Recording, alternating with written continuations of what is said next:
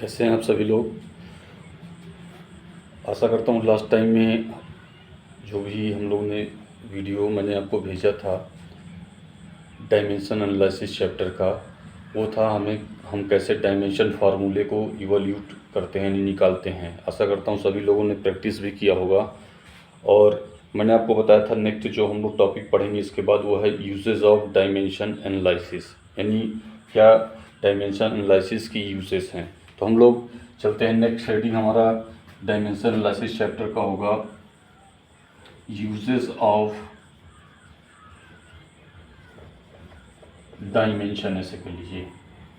आपको बता दूं जो डायमेंशन का यूज़ है वो 3 यूजेस हैं आपके। तो आप लिखेंगे हेडिंग लिख करके कि आर 3 यूजेस ऑफ डायमेंशन। ठीक, पहला यूज क्या है, conversion of one system physical quantity into another system, या ऐसे कह सकते हैं conversion of one system unit into another system.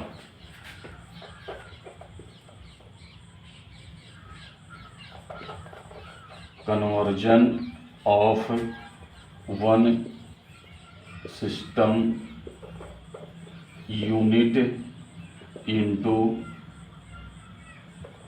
Another unit. ठीक, ये हमारा पहला यूज है। तो मैंने क्या बताया, conversion of one system unit into another system, यानी इसमें हम लोग फार्मूला इवोल्यूट करेंगे, किस फार्मूले से हम लोग एक सिस्टम की यूनिट को दूसरे सिस्टम में चेंज करते हैं। जैसे आपको एसआई सिस्टम में यूनिट आपको गिवन है, उसको आपको सीजीएस में चेंज करना, या सीजीएस में गिवन है उसे एसआई में चेंज करना। तो हम लोग इस फार्मूला जो हम लोग निकालेंगे उससे करेंगे। दूसरा यूज़ भी हम लोग आगे पढ़ेंगे नेक्स्ट वीडियो में। तो पहला यूज़ आप याद रखिए कि पहला यूज क्या है आपका, conversion of one system unit into another system. ठीक है, तो इसके लिए हम लोग डेरिवेशन निकालेंगे। हेडिंग लिख देंगे इसके नीचे, derivation formula.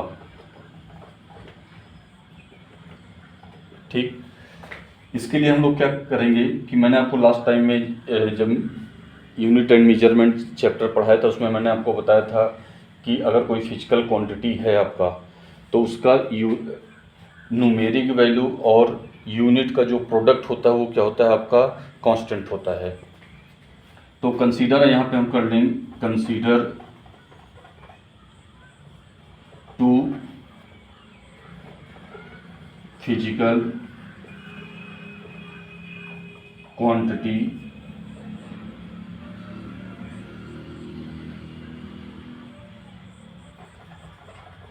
whose numeric value are n1 and n2 and its unit are small u1 and small u2। ठीक, अब यहाँ लिखेंगे we know that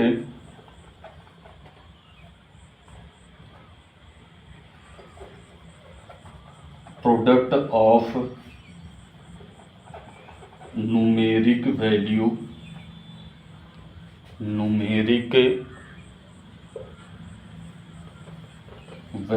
and unit is constant.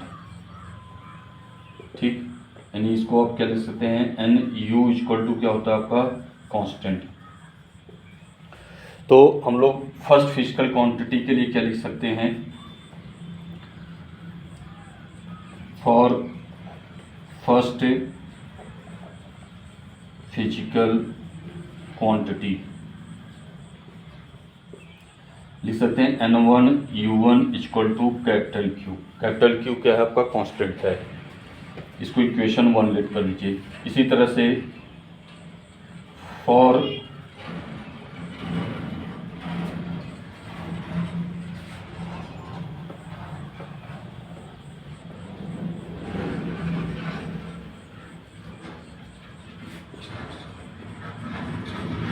Second physical quantity के लिए आप क्या राइट डाउन कर सकते हैं, N2 U2 equal to capital Q। ये हो गया सेकेंड इक्वेशन। तो by equation 1 and 2 we get as N1 U1 equal to होगा N2 U2 पे, क्योंकि यहाँ हमारा एक साइड क्या हो जाएगा, इक्वल हो जाएगा। तो यहाँ से आपको मिला N1 U1 equal to N2 U2।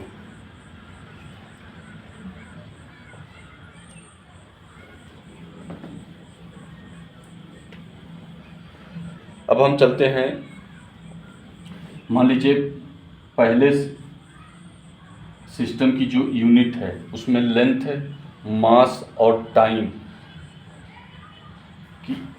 को हम किससे रिप्रेजेंट करते हैं। मान लीजिए N1 M1 L1 T1 A B C equal to होगा N2 U2 की जगह पे आपका हो जाएगा M2 L2 T2। इस पे पावर क्या हो गया, A B C। अब यहाँ पे हमारा क्या है,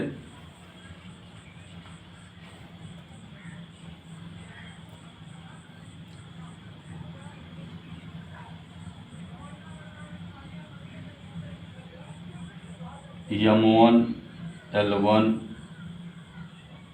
या ऐसे कह सकते हैं MLT ऐसे लिखिए। M क्या रिप्रेजेंट करेगा, लेंथ के यूनिट को, लेंथ यूनिट को, मास यूनिट। ये किसको रिप्रेजेंट करेगा, लेंथ यूनिट को। इसी तरह टाइम, ये किसको रिप्रेजेंट करेगा, टाइम यूनिट को। ठीक, तो यहाँ पर जो आपका, यहाँ पे हम लोगों ने जो वन सिंबल है यानी सफिक्स जो हम लोगों ने वन इस्तेमाल किया है वो आपका पहले फिजिकल क्वांटिटी के लिए सफिक्स है, और M2 जो सफिक्स इस्तेमाल किया है वो सेकंड फिजिकल क्वांटिटी के लिए है। तो यहाँ पे आप लिख सकते हैं वन सफिक्स किसको रिप्रेजेंट करेगा, फर्स्ट फिजिकल क्वांटिटी को। ठीक, और सेकंड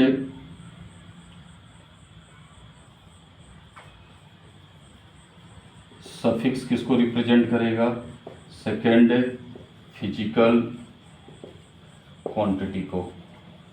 ठीक,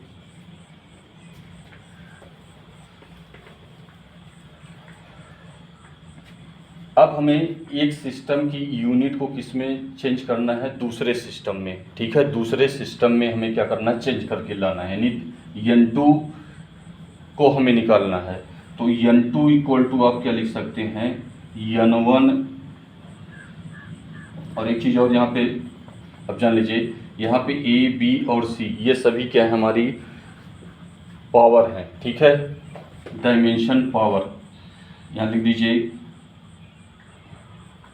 where A, B and C are dimension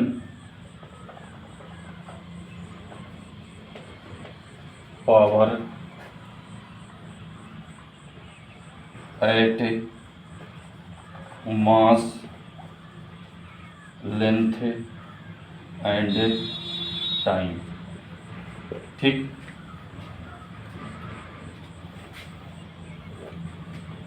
अब चूंकि हमें वन सिस्टम की यूनिट किस में बदलना है, सेकंड सिस्टम में, तो यहाँ से हम लिख सकते हैं N2 इक्वल टू N1, यानी इसको हम क्या करेंगे, नीचे ले आएंगे इसके। तो आप यहाँ लिख सकते हैं M1 पे पावर क्या हो गया, A, L1 पे पावर B हो गया, T1 पे पावर क्या हो गया, C। और यहाँ नीचे आप लिख सकते हैं M2 power A L2 power B और T2 पावर क्या हो गया आपका C। यह इसको थोड़ा सा सेपरेट करके लिखिए। N1 इसको लिख सकते हैं आप M1 अपॉन M2 पे पावर A हो जाएगा, ये हो जाएगा L1 अपॉन L2 पे पावर क्या हो गया B, यहाँ पे हो गया T1 अपॉन T2 पे पावर क्या हो गया आपका C। तो ये हमारा क्या है, हम लोग डायमेंशन एनालिसिस के द्वारा एक सिस्टम के यूनिट को दूसरे सिस्टम में हम क्या कर सकते हैं, कन्वर्ट कर सकते हैं। तो याद रखिएगा ये N1 क्या है, न्यूमेरिक वैल्यू है, N2 ये आपका फर्स्ट मीडियम में है, फर्स्ट फिजिकल क्वांटिटी का है, ये क्या है N2 क्या है, सेकंड फिजिकल क्वांटिटी का न्यूमेरिक वैल्यू है। तो ये आपको कहाँ से चलना है, आपको सबसे पहले कंसीडर कर लेना है कि हमारे पास दो फिजिकल क्वांटिटी है, उनके न्यूमेरिक वैल्यू और यूनिट कंसीडर कर लेंगे। उसके बाद हमने क्या बताया कि प्रोडक्ट ऑफ न्यूमेरिक वैल्यू और इसका यूनिट का कांस्टेंट होता है। तो हम लोग फर्स्ट फिजिकल क्वांटिटी के लिए लिख देंगे N1 U1 equal to capital Q के। इसी तरह से सेकंड फिजिकल क्वांटिटी के लिए हम लोग लिख देंगे N2 U2 equal to constant.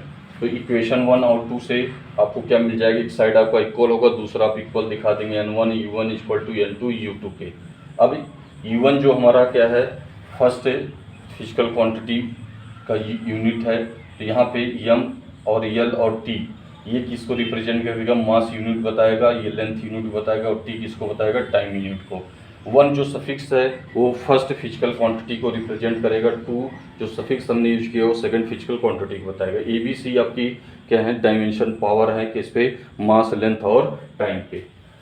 अब इसके बाद हम लोग क्या करेंगे, क्योंकि N2 सिस्टम में हमें कन्वर्ट करना है, N2 कह रहे हैं दूसरे सिस्टम में लाना है, तो N2 इक्वल टू हो जाएगा N1 और इसको अपॉन में लाएंगे तो ऐसे लिख सकते हैं M1 पे पावर A, L1 पे पावर B, T1 पे पावर C, और अपॉन में क्या होगा M2 power A, L2 power B, T2 power C। ऐसे सेपरेट करके आप लिख सकते हैं M1 N2 equal to N1 into M1 upon M2 power A हो गया, L1 अपॉन L2 ठीक, पावर B और T1 upon T2 power C हो गया। इस फार्मूले से हम क्या कर सकते हैं, वन सिस्टम को के यूनिट को हम सेकेंड सिस्टम में कन्वर्ट कर सकते हैं। तो यहाँ आप लिख देंगे दिस इज कन्वर्जन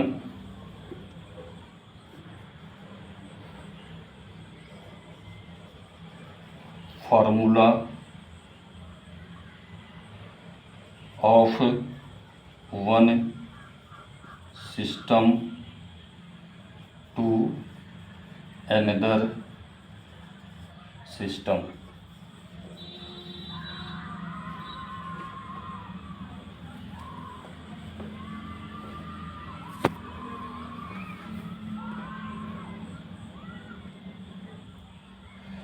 अब इसकी हेल्प से हम लोग क्या करेंगे, किसी भी एक सिस्टम की यूनिट को हम लोग क्या करते हैं, दूसरे सिस्टम में कन्वर्ट करते हैं। तो एग्जांपल हम लोग लेते हैं इसी से रिलेटेड। जैसे अगर आपको कन्वर्ट करना है कि 1 न्यूटन को डाइन में चेंज करिए, ठीक है, 1 न्यूटन को डाइन में चेंज करना है। जैसे आप जानते हैं न्यूटन किसका यूनिट है, आपका फोर्स का, किसमें, SI सिस्टम में या MPS सिस्टम में आप कह सकते हैं। और डाइन भी फोर्स की यूनिट है, किसमें, CGS सिस्टम में। तो आपको एग्जाम्पल हम लेते हैं, एग्जाम्पल क्या होगा, कन्वर्ट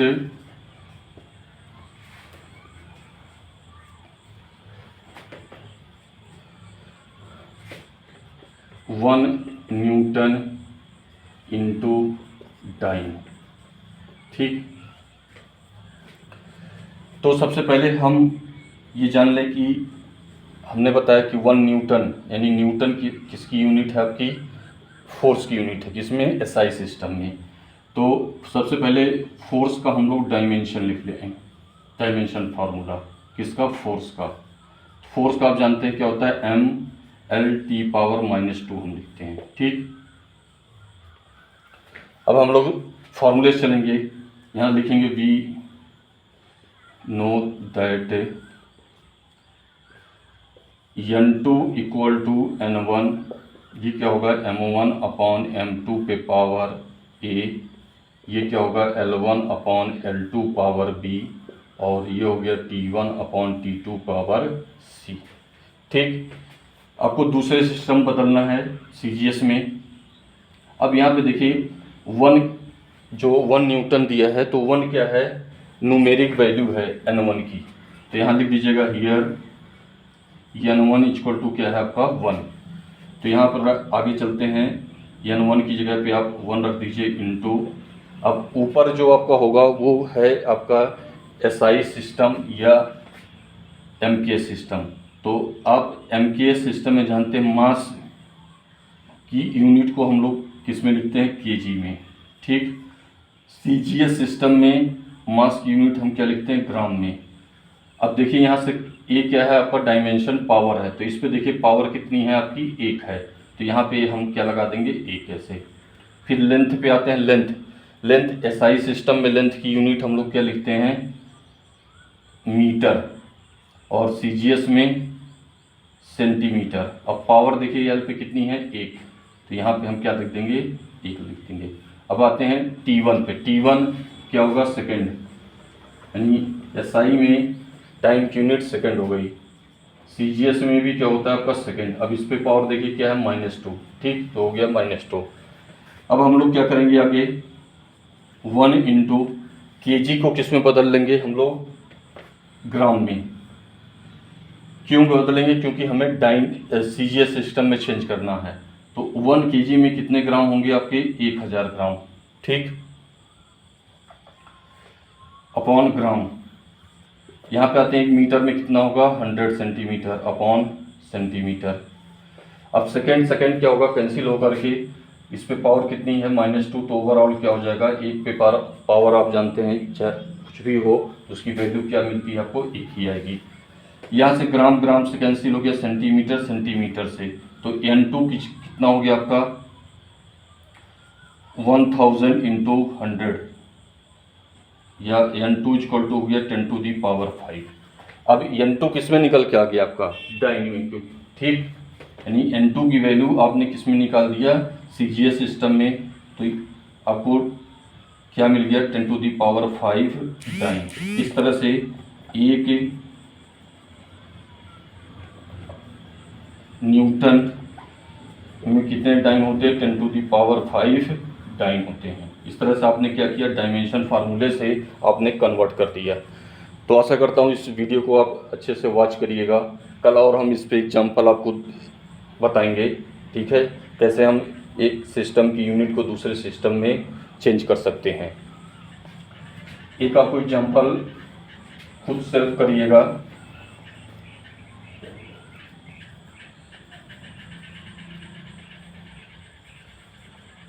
आपको क्या करना है, खुद 1 जूल को इसमें चेंज करिएगा अर्ग में। ठीक है, इसे डायमेंशन फार्मूले से ट्राई करिएगा, इसी तरह से होगा आपका। और आप लोग लगातार वीडियो को वॉच करते रहिए। ठीक है, आपको कल इसको हम बताएंगे और खुद एक बार ट्राई करके देखिएगा कैसे हम लोग एक जूल को 1 अर्ग में कन्वर्ट करते हैं। ठीक है, चलिए सभी को मेरी तरफ से धन्यवाद।